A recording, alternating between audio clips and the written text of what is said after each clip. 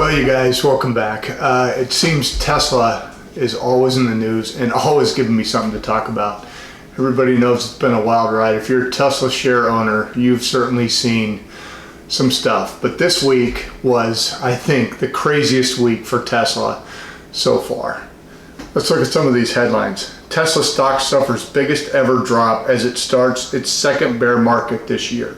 Shares of Tesla suffered Tuesday their biggest loss since going public to kick off the second bear market this year, as investors rode a roller coaster over the past week that started with a climb to a record close and was followed by stock offering, a big bounce, and then the S&P 500 snubbing Tesla.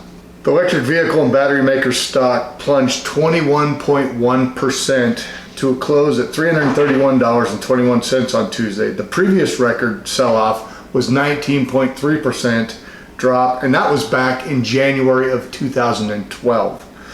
While the biggest post-COVID-19 crisis decline was 18.6%, and that was back on March 16th of this year. Tesla's stock has plummeted and has lost 33.7% since closing at its record high after the split of $492.32 about a week ago. On Wednesday, you guys, Tesla did, here's another headline. Tesla rebounds 7% after suffering its worst single day loss in history.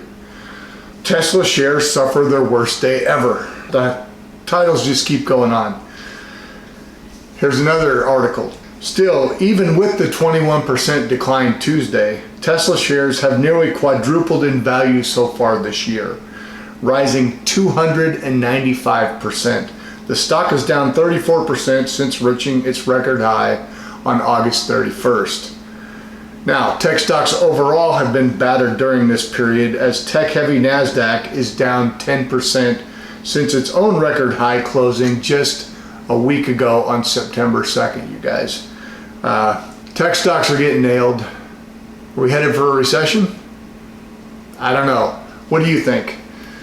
Typically when we have a high, history has shown if we have a high, good August, September tends to be negative. What do you guys think? Let me know in the comments.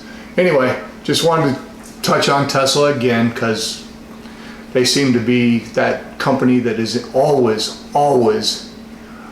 on the business page. Anyway, I hope you guys got something else. If you do, give me the thumbs up. It really helps the algorithm. And you know the deal. Hit that subscribe button, ring the bell. All right, we'll see you. Thanks.